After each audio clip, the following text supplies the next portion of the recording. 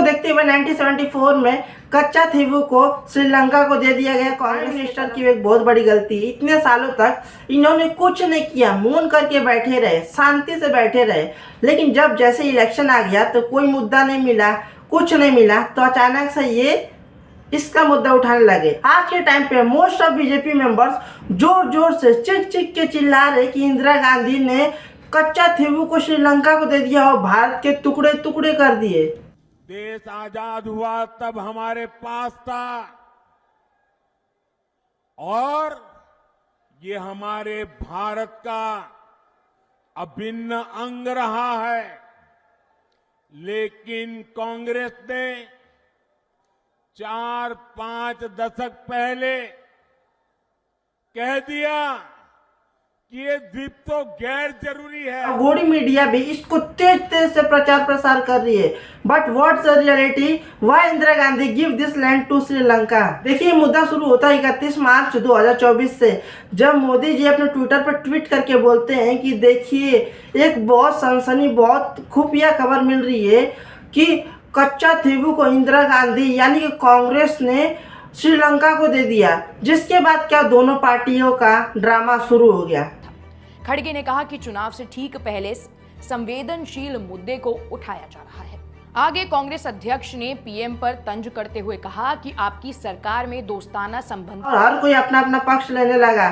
कोई कहता है कि ये जमीन उतना इम्पोर्टेंट नहीं थी इसलिए दे दिया गया। बट व्हाट्स द रियलिटी, चलिए जानते हैं। कच्चा थीवू 1.9 किलोमीटर दूर तक फैला था और इस जमीन पर पीने लायक पानी बिल्कुल भी नहीं था, क्योंकि ये समुद्र के बीच में पड़ता था और ये फिशरमैन्स के लिए बहुत ज्यादा जरूरी था। इसलिए दोनों देशों में कभी कभी बहस हुआ करती थी और बहस से ये मुद्दा कभी कभी उठ जाता था तेजी में। इसी को देखते हुए 1974 में कच्चा थीवू को श्रीलंका को दे दिया गया कांग्रेस की तरफ से, और ये मुद्दा बनाया गया कि मछुआरे जो कि इंडियंस और श्रीलंकन्स दोनों आके यहाँ मछली पकड़ सकते हैं और किसी को कोई रोक टोक नहीं रहेगा। इसको देने का कारण कांग्रेस ने बताया है कि भाईचारा बनाए रखने के लिए इसे दिया गया था।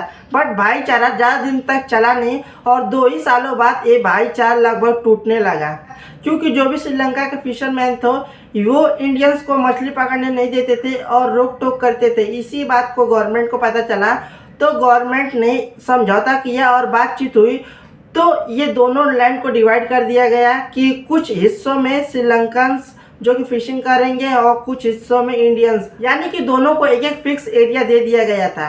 बट व्हाट्स द रियलिटी, इसकी हिस्ट्री क्या है, आखिर में लैंड किसका है, इंडियंस का है कि श्रीलंका का, या आखिर में है किसका, चलिए इसके बारे में भी जानते हैं। इस आइलैंड का नाम काची का सोर्स श्रीलंका के राजा निसंगामाला 1187 to 1196 एडी रामेश्वर शिलालेख में सबूत मिलता है कि पुआगो आइलैंड के साथ इन्होंने राज किया था। लेकिन इसमें भी एक बहुत बड़ा ट्विस्ट है। 1920 तक श्रीलंका इस पे अपना हक नहीं जता रहा था, यानी कि इसको अपना डिक्लेयर नहीं कर रहा था। लेकिन अचानक से इसने अपना हिस्ट्री पढ़ा और 1921 में इसे अपना कहने लगा। बट नरेंद्र मोदी को ये कोशिश करना मांगता था कि ये आइलैंड को रिटर्न लिया जाए, फिर इसके ऊपर अगर ये विवाद करते तो कोई बात रहता है। बट ये खाली इलेक्शन आ गया है, इतनों सालों तक कुछ नहीं किए, मौन करके बैठे रहे, शांति से बैठे रहे।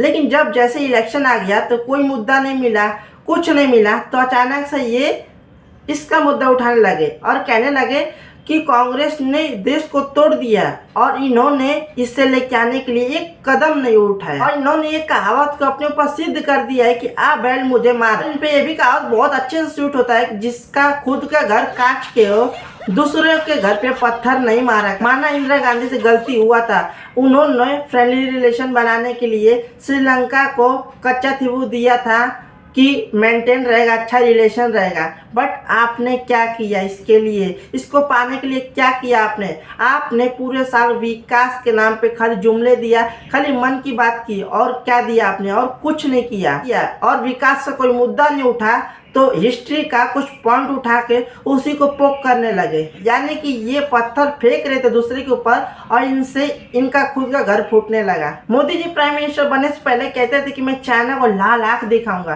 बट इसका उल्टा ही हो रहा है। उल्टा चाइना ही हमें लाल आंख दिखा रहा है और चाइना अरुणाचल प्रदेश के 30 से भी ज्यादा जगहों का नाम बदल चुका है। और दूसरी बात, बांग्लादेश के बाउंड्रीज का अरेंजमेंट, जिसमें प्रधानमंत्री ने 17,160 एकड़ बांग्लादेश को दिए और बदले में बांग्लादेश ने 7,110 एकड़ इंडिया को दिए।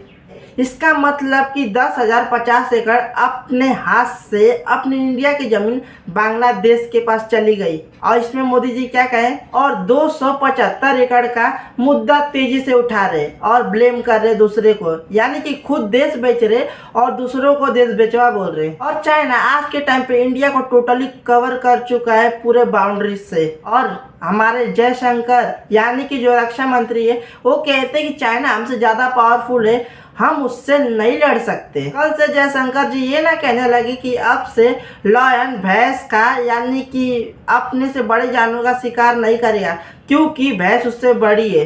क्या स्टूपिड आर्ग्यूमेंट है। और ये जो अभी मैं बोलने जा रहा हूँ ये मेरा खुद का पर्सनल पॉइंट ऑफ व्यू है। देखिए जयशंकर जी, जो आपके और हमारे जो प्रधानमंत्री है उनको बताइए कि संघ में लड़ना और बॉर्डर में लड़ने में बहुत ज़्यादा फर्क होता है। संघ लड़ता है देश को तोड़ने के लिए, देश में आतंकवाद फैलाने के लिए, और मिलिट्री जो लड़ते हैं वो देश को बचाने के लिए, देश को सुरक्षित रखने के लिए। और देश के जो आर्मी है वो सीना तान के एकदम सम्मान के साथ देश के तिरंगे को सलाम करते हैं। वो संघ जैसा नहीं कि अपने ही कार्यालय पे देश का तिरंगा लगाने से मना करे। सॉरी, ये मैं बताना भूल गया कि नरेंद्र मोदी ने भी एक ट्राई किया था कि दोनों देश में बैलेंस बना रहे और दोनों देश फ्रेंडली चले। उन्होंने क्या ट्राई किया था कि जो द्वीप है जहाँ जो अभी श्रीलंका के हाथ में है, उन्होंने वहाँ एक बुद्धा का स्टैचू को बैठाया ताकि लोगों में झगड़ा ना हो। बट इसका कुछ असर नहीं हुआ क्योंकि हर लोग एक जैसे नहीं होते, क्योंकि बहुत लोग समझते हैं कि धर्म अलग बात है और देश अलग बात है। इस दोनों को अलग रहना चाहिए और ये मोदी जी दोनों को मिक्स करना चाह रहे हैं और ये देश के लोग नहीं समझ रहे। और एक बात, खाली भक्त ही पागल बन सकते हैं, हर कोई पागल नहीं बन सकता है इन चीज़ों में, देश और धर्म में। कुछ लोग तो ऐसे हैं कि मोदी जी को भगवान का अवतार साबित कर दिए हैं। वो आज़ादी नहीं थी, वो भीख थी, और जो आज़ादी मिली है वो 2014 में मिली है।